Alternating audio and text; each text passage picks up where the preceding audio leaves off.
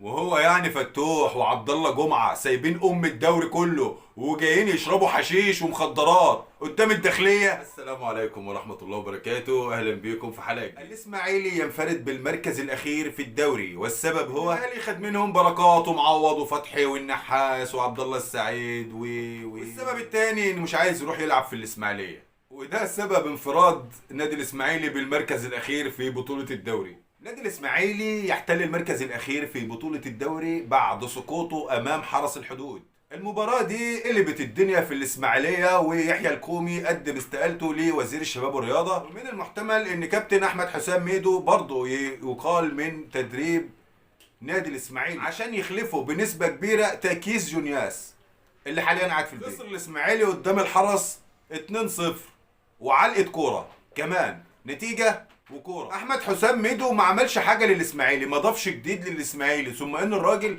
عنده شغل كتير، عنده كذا شغله ومش فارق معاه التدريب. كان ماله حمزه الجمل، ما كان كويس ومشي الفرقه حلو. وجهه نظر يا جماعه، مش هيقيم نادي الاسماعيلي غير اولاده، اولاد نادي الاسماعيلي هم اولى بيه، وهم اولى ان هم يقوموا بالفرقه عشان يفضلوا في الدوري الممتاز.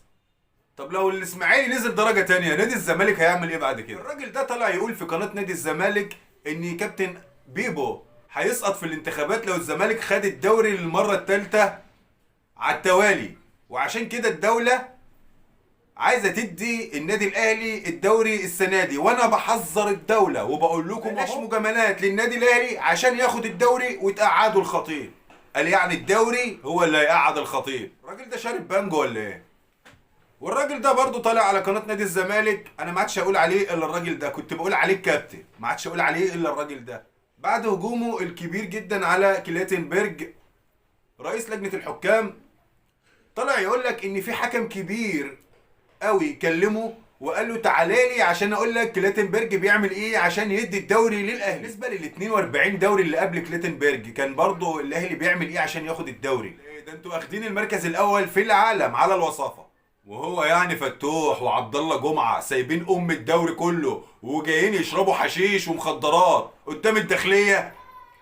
يا عم احترم الناس يا عم، ده الداخليه.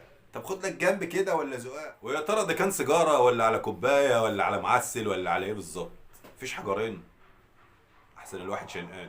الراجل ده برضه طالع على قناة الضحك، قناة نادي الزمالك، بيقول لك إليسيا تيميشيليو يانكون مدرب حراس مرمى النادي الأهلي عاملة دعايات مع طاهر محمد اللي كان في نجم البلد أحمد السيد زيزو وشيكابالا كمان الأسطورة، وهم واخدين الدوري ونجوم وأحسن لاعيبة في مصر قاعدين في البيت ما بيعملوش إعلانات. ده يرضي ربنا؟ ده إحنا في دولة الظلم. عجبت لك يا زمن، ده هو اللي بيقول.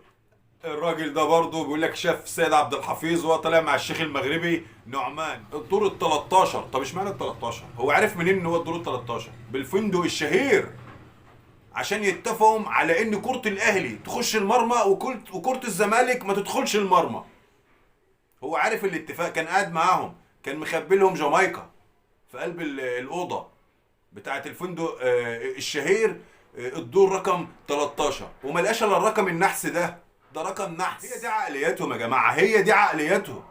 انا بجيب القناه دي عشان اقعد اضحك، والله جد بجيبها عشان اقعد اضحك، ما بطلعش منها بمعلومه مفيده.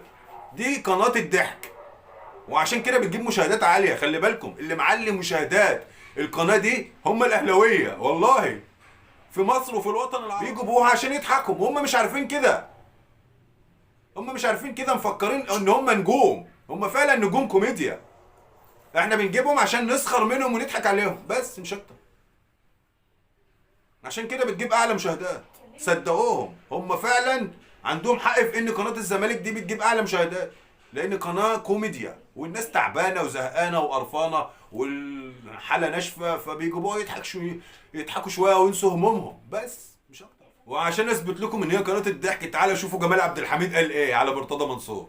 قال لك احنا عايزين نستنسخ نسخه تانية من مرتضى منصور بس يكون صغير شويه، عشان بعد عمر طويل يمسك نادي الزمالك، يعني يجيبوا صغير شويه عشان يبقى ايه، عنده مجال يمسك نادي الزمالك. شفتوا عقولهم بتفكر ازاي؟ وكأن نادي الزمالك من غير مرتضى منصور مش هيكون. وضاع نادي الزمالك من غير مرتضى منصور، ضاعت مؤسسة كبيرة، هرم من اهرامات الكرة في افريقيا وفي الشرق الاوسط ضاعت بعد مرتضى منصور. هي دي عقليتهم وهو ده تفكيرهم. وعشان تعرف كل اللي بيحصل في قناة نادي الزمالك اول باول، خليك معايا على قناتي واشترك فيها، ويا ريت تعمل لايك للفيديو. وفي النهاية شكرا لكم والسلام عليكم.